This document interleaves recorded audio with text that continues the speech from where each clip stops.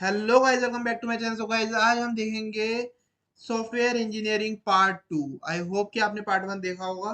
तो बिना किसी देरी के हम इसे स्टार्ट करते हैं। सो गाइस, फर्स्ट क्वेश्चन है हमारा, क्या है सॉफ्टवेयर रिलायबिलिटी, क्या है, क्या दिखाती है वो। सो रिलायबिलिटी मतलब क्या होता है, भरोसेमंद। कि मतलब कि हम उस पे सॉफ्टवेयर पे कैसे भरोसा कर सकते हैं, कौन कौन से फैक्टर जो हैं वो उसके ऊपर डिपेंड करते हैं। ठीक है। तो हमारा फर्स्ट क्या है, हमारा एग्जीक्यूशन टाइम क्या होता है हमारे पास, विदाउट फेलियर।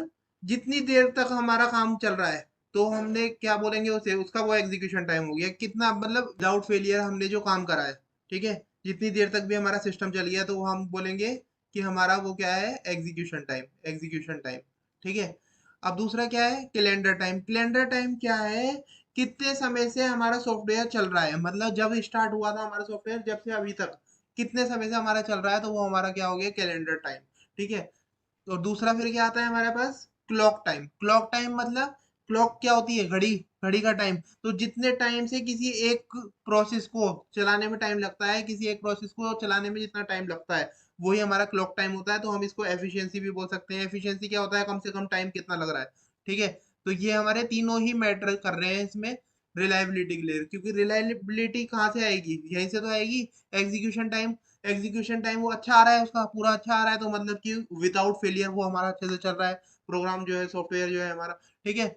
दूसरा कैलेंडर टाइम। कैलेंडर टाइम मतलब जब से चला है वो, जब से अभी तक का जितना टाइम है। जब स्टार्ट किया था, मतलब जब वो जो सॉफ्टवेयर है वो लॉन्च हुआ था, जब से अभी तक का जो टाइम है वो कैलेंडर टाइम हो गया। तो जितना ज्यादा टाइम होगा तो उतना ज्यादा रिलायबल होता रहेगा वो। ठीक है। Clock time. क्लॉक टाइम जितनी जल्दी हमारा काम हो जाएगा, क्लॉक को देख करके हम करेंगे कि जितनी जल्दी हमारा काम हो गया तो उतना ही ज्यादा सॉफ्टवेयर हमारा install हो जाएगा। तो ये तीनों ऑप्शन करेक्ट है। तो हमारा ए बी सी, हमारा सी ऑप्शन आ गया। आई होप कि आपको समझ में भी आ गया होगा। अब देखो चैप्टर्स, अब क्या क्या देखना है हमारे को, अब हमारे को देखना है major problems in software development. आखिरकार सॉफ्टवेयर डेवलप करने में क्या क्या प्रॉब्लम आ रही है और सॉफ्टवेयर प्रोसेसेस क्या है, ये हम देखेंगे। ठीक है। तो अब देखो, सॉफ्टवेयर को जब हम क्या कर रहे हैं, डेवलप कर रहे हैं, तो हमारे साथ ये सारी प्रॉब्लम आ रही है। सबसे पहली क्या है, इनएडुकेट रिक्वायरमेंट गैदरिंग। मतलब हम रिक्वायरमेंट को अच्छे से, जो भी हमारी रिक्वायरमेंट है उसको गैदर नहीं कर पा रहे। जो हमारा कस्टमर है वो भी अच्छे से रिक्वायरमेंट अपनी नहीं बता पा रहा, और जो हम एम्प्लॉय है वो भी अच्छे से उसको फुलफिल नहीं कर पा रहा। तो दोनों एंड से प्रॉब्लम आ रही है, तो उसकी जो रिक्वायरमेंट गैदरिंग की प्रॉब्लम है वो क्रिएट हो रही है। ठीक है। और यदि हमारा, हम क्या बोल सकते हैं, यदि हमारा जो सॉल्यूशन अच्छा होना चाहिए, मतलब प्रोग्राम का आउटपुट, मतलब प्रोग्राम में कोई प्रॉब्लम ना आए, तो उसके लिए हमारा क्या होना चाहिए कि we know what to build and customer know what to expect. ठीक है। तो दोनों का जब ये होगा, तो जब हमारा प्रॉब्लम ये वाली सॉल्व हो जाएगी। अब दूसरा क्या है, poor project management. Poor project management क्या है कि भैया planning, monitoring, control, budget, deadline, ये सारी चीज हमारी क्या होनी चाहिए, ये सारी चीज हमारी अच्छे से नहीं हो पाती, तो हमारा क्या होता है, फिर प्रोजेक्ट अच्छा नहीं बनता। तो अब ये देखो, इनसफिशिएंट टाइम एंड बजट। अब भैया टाइम और बजट की, आप कस्टमर हो, कस्टमर कहीं पर भी जाता है तो वो टाइम क्या देखता है कि टाइम हमारे को कम से कम देता है कि 2 दिन में मेरे को ये चाहिए। ठीक है। और फिर क्या देखता है, बजट, कि भैया बजट भी सबसे सस्ता आना चाहिए। जब ये दोनों चीजें ही कम होगी, तो भैया जो सॉफ्टवेयर बनेगा, तो सॉफ्टवेयर जो एम्प्लॉय बनाएगा वो उसका भी तो पुअर कंडीशन पे आएगा। वो भी तो अच्छा नहीं बन पाएगा सॉफ्टवेयर, क्योंकि ना तो उसे बजट मिल रहा, ना उसे टाइम मिल रहा बनाने का, तो भैया वो अच्छा कहाँ से बन जाएगा। ठीक है। अब जब उसकी प्लानिंग नहीं होगी, प्रोजेक्ट की मॉनिटरिंग कोई नहीं करेगा, देखभाल कोई नहीं करेगा, कंट्रोल कोई नहीं करेगा, कोई रिस्क उसमें अच्छे से नहीं लिया जाएगा। ठीक है। सारी चीजें दिक्कत आएगी, तो उसका पुअर प्रोजेक्ट मैनेजमेंट होगा। रिक्वायरमेंट से अच्छे से नहीं होगी, मतलब कि रिक्वायरमेंट ही फुलफिल नहीं हो रही, जो कस्टमर सही से नहीं बता पा रहा, ना ही वो एम्प्लॉय अच्छे से कर पा रहा, तो यहाँ पर दिक्कत आएगी। ठीक है। फिर उसके बाद देखते हैं हम, लैक ऑफ स्किल्ड। स्किल की कमी है, स्किल की कमी है तो भैया काम कैसे होगा। अब जब वो बनाने वाला ही बंदा अच्छा नहीं है, तो पूरा तो बनेगा ही बनेगा हमारा सॉफ्टवेयर। रेजिस्टेंस टू चेंज हमारा ये हो गया कि जब भी हम कुछ चेंज कर रहे हैं, चेंज कैसे, अब हम चेंज हमारा ये हो गया, न्यू टेक्नोलॉजी और प्रोसेसेस ये में जब भी आती है तो हमारे को उसमें डिफिकल्टी फेस होती है। डिफिकल्टी होती है तो पुअर प्रोग्राम बनता है। ठीक है। रैपिड टेक्नोलॉजी एकदम जल्दी जल्दी बदलती रहती है, तो उससे भी हमारा जो सॉफ्टवेयर है उसको बनाने में प्रॉब्लम होती है, अच्छा प्रोग्राम नहीं बन पाता हमारा, अच्छा सॉफ्टवेयर नहीं बन पाता। ठीक है। अब रॉन्ग मोटिवेशन टेक्निक क्या है, by companies like more pressure, बहुत ज्यादा प्रेशर होता है तो हमारे को अच्छा मोटिवेशन नहीं आ पाता। जैसे बूट स्टैम्प और हमारा स्टूडेंट टू फैकल्टी रेशियो हम देख रहे हैं, तो हमारा क्या है, अब ये हम देख रहे हैं जितने ज्यादा स्टूडेंट है उतनी ज्यादा फैकल्टी आ रही है क्या नहीं आ रही। अब भैया ये कॉन्सेप्ट ही गलत है, आप सोच ही गलत रहे हो। क्योंकि ऐसा थोड़ी है फैकल्टी ज्यादा होने से अच्छे बच्चे पढ़ लेंगे। फैकल्टी अच्छी भी तो होनी चाहिए। मान लो सारे ही बेकार लोग हैं पढ़ाने वाले, तो फिर पढ़ने का क्या है, स्टूडेंट को समझ में आएगा। तो ये हमारा क्या है, रॉन्ग मोटिवेशन टेक्निक है। ठीक है, कि हम गलत सोच रहे हैं। और दूसरा क्या है, सॉफ्टवेयर प्रोसेस।